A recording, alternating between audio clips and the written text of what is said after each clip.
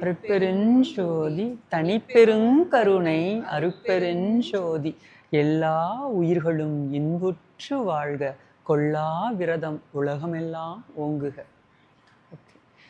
நம்ம எப்போதுமே மகாமந்திரம் சொல்லும் போது அது ஒரு பேர் தான். அது கஷ்டப்பட்டு அந்த பேர் வச்சிருக்காங்கல்ல.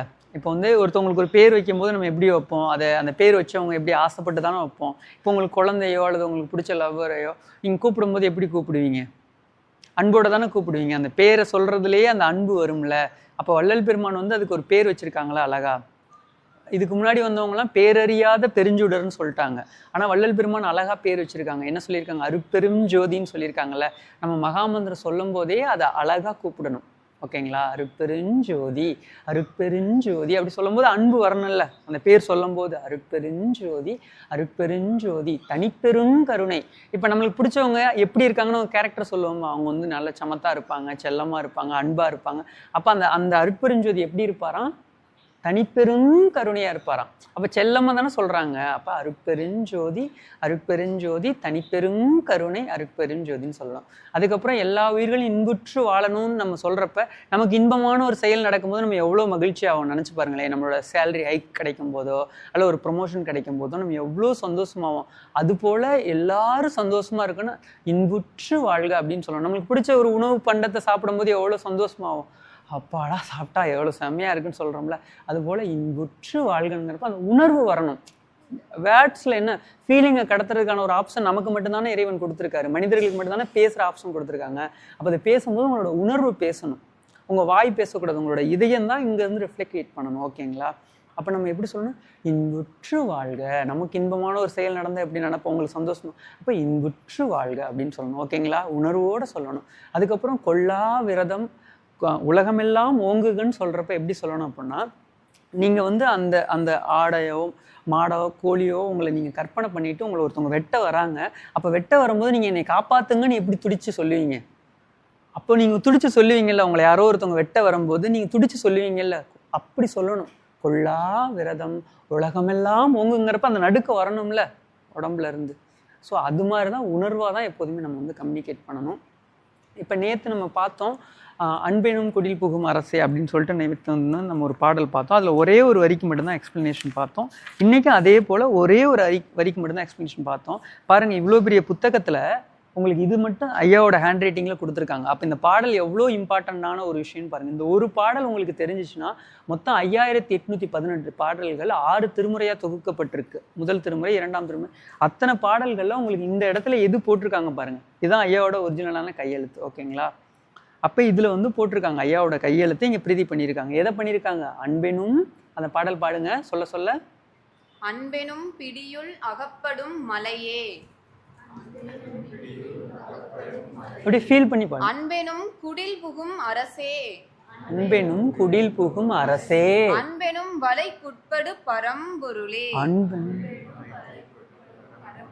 அன்பெனும் கரத்தமர் அமுதே. அன்பெனும் கடத்துள் அடங்கிடும் கடலே. அன்பெனும் உயிர் ஒளிர் அறிவே. அன்பெனும் அணுவுள் அமைந்த பேரொளியே. அன்புருவாம் பரசிவமே.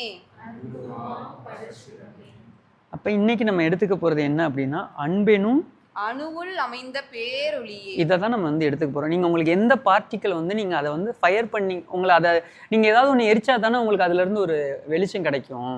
நீங்கள் இப்போ வந்து ஒரு உட்டு இருக்குது, அந்த உட்டை வந்து ஃபயர் பண்ணால் தானே உங்களுக்கு நெருப்பு அந்த ஒளி வரும். ஒரு மெழுகுபருத்தி ஏற்றுனீங்கன்னா தானே ஒரு வெளி வரும். அப்போ ஒன்று எரிஞ்சா ஒன்று வரும். அப்போ ஒரு பார்ட்டிக்கல் உங்களுக்கு தேவைப்படுதில்ல, ஒன்று எரிச்சா தானே வரும்.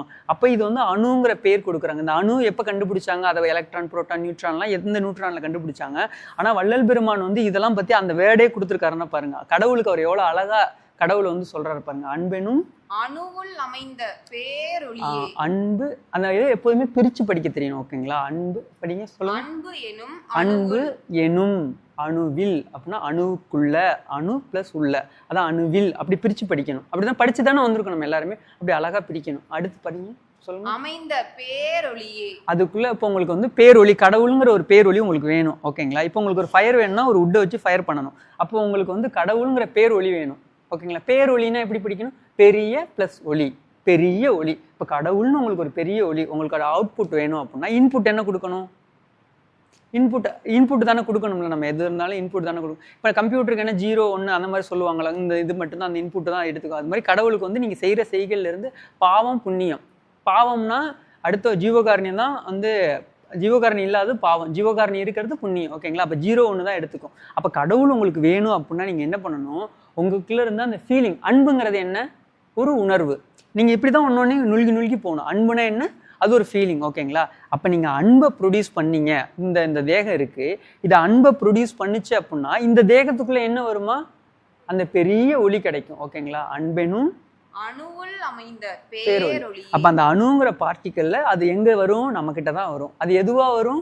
உணர்வாக வரும். அப்போ நம்ம ஒவ்வொருத்தவங்கள்ட்டையும் எவ்வளோ தூரம் நம்ம அன்பா நடந்துக்கிறோமோ, நேற்றே நம்ம பார்த்தோம்ல அன்புனா என்னன்னு சொல்லி பார்த்தோம்ல, அது நம்ம நடந்துக்க வரும். ஓகேங்களா? இன்னைக்கு வந்து நம்ம இந்த ஒரு வரிக்கு தான் பார்த்துருக்கோம். ஓகேங்களா? இந்த ஒரு பாடல்லே நிறைய டெப்த்தான விஷயங்கள்லாம் இருக்குது. நம்ம அடுத்தடுத்த இதில் பார்ப்போம். ஓகேங்களா? ரொம்ப நன்றி. அருட்பெருஞ்சோதி, அருட்பெருஞ்சோதி.